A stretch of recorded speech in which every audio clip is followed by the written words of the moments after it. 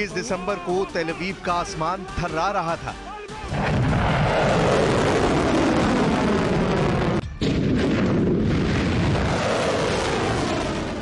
इक्कीस दिसंबर को इजराइल का खौफ देखिए। यमन से हुआ ये मिसाइल हमला देखिए।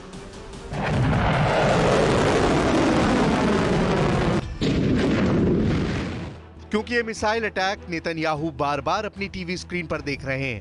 नेतन्याहू देखकर हैरान है कि यमन के हूती इतना सटीक हमला कैसे कर सकते हैं। नेतन्याहू बेचैन है कि अगला हमला हुआ तो इजराइल को कैसे बचाएंगे।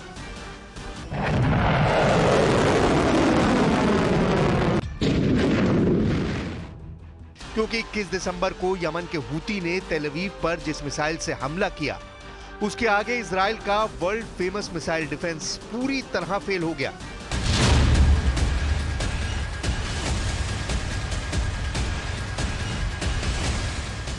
क्योंकि यमन की हाइपरसोनिक मिसाइल तेल अवीव पर ऐसी गिरी कि धमाका व्हाइट हाउस में भी सुना गया।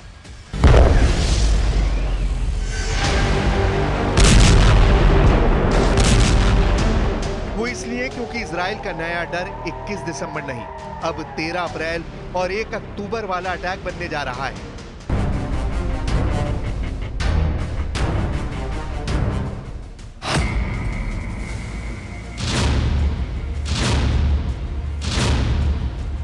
तेरह अप्रैल 2024 को इजराइल पर 300 ड्रोन और मिसाइलों से हमला हुआ था, तो 1 अक्टूबर 2024 को ईरान ने इजराइल पर 200 बैलिस्टिक मिसाइल फायर की थी।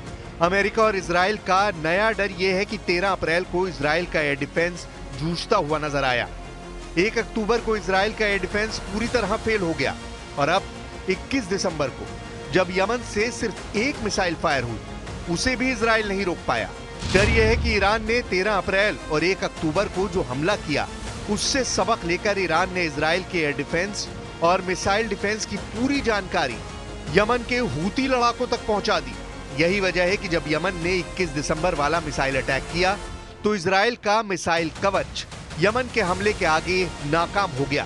अब नेतन्याहू का नया खौफ यह है कि अगर यमन की एक मिसाइल को रोकने में इजराइल नाकाम रहा तो ईरान अगर फिर से 200 मिसाइलों से हमला करेगा तो इजराइल कैसे बचेगा।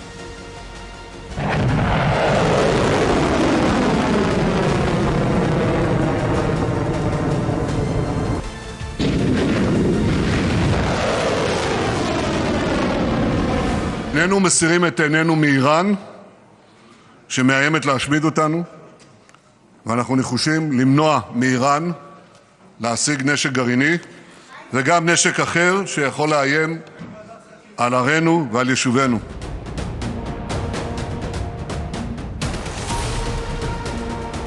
नेतन्याहू ईरान की मिसाइल टेक्नोलॉजी को लेकर इसलिए तनाव में है क्योंकि यमन से जो मिसाइल फायर की गई उसे रोकने में अमेरिका से मिला थार्ड सिस्टम भी फेल हो गया। थार्ड सिस्टम अमेरिका का सबसे अचूक और दुश्मन के हर वार को रोकने की सबसे बड़ी गारंटी माना जाता है।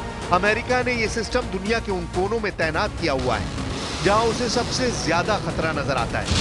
इसलिए जब यमन की मिसाइल के आगे थार्ड फेल हो गया, यानी थार्ड भी इजराइल को नहीं बचा पाया, जब इजराइल का अपना arrow missile defence system fail हो गया, जब इजराइल का David sling air defence system नाकाम हो गया और जब इजराइल का मिस्टर भरोसेमंद आयरन डोम भी नाक रगड़ता हुआ नजर आया। डर है कि अगर ईरान ने सैकड़ों मिसाइल फिर से एक साथ फायर की तो दुनिया का कोई भी एयर डिफेंस सिस्टम इजराइल को नहीं बचा पाएगा। वो घुटनों के बल बैठने पर मजबूर हो जाएगा। ईरान बार बार बता रहा है कि उसकी मिसाइल पावर को हल्के में ना लिया जाए क्योंकि वो इजराइल से बदला जरूर लेगा, इसमें कोई गुंजाइश नहीं है। ईरान ऑपरेशन ट्रू प्रॉमिस का तीसरा संस्करण बार बार रिलीज करने का दावा कर रहा है। नेतन्याहू और उनका वॉर कैबिनेट इसी खौफ को लेकर बहुत ज्यादा बेबस नजर आ रहा है। हालांकि ईरान ने भी कह दिया है कि यमन के हूती हो या हिजबुल्ला, वो उनकी मदद नहीं करता, उनकी अपनी ताकत है जिसके आगे इजराइल हारा हुआ नजर आने लगा है।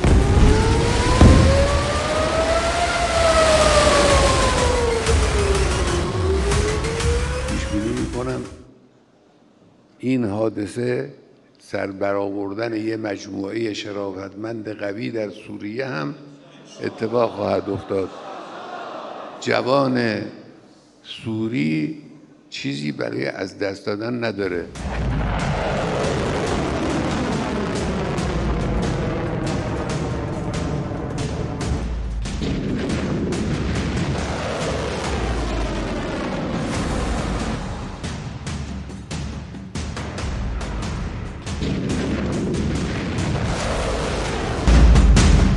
इसमें कोई शक नहीं कि अब तक इजराइल के एरो और आयरन डोम दुनिया में मशहूर हुए हैं। ये इजराइल के बहुत ही सटीक एयर डिफेंस सिस्टम माने जाते हैं। आयरन डोम ने अब तक हमास की तरफ से दागे हुए हजारों रॉकेटों को मार गिराया है, लेकिन उसके सामने अब बड़ी मिसाइलों का चैलेंज है, जो ईरान के पास भी है और यमन के हूती लड़ाकों के पास भी।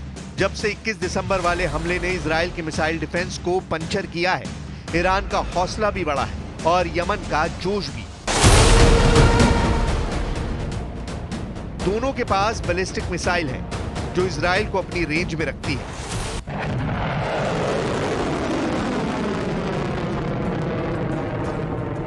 और इसी मिसाइल पावर को रोकने वाली 100% वाली गारंटी अब नेतन्याहू के पास खत्म हो चुकी है।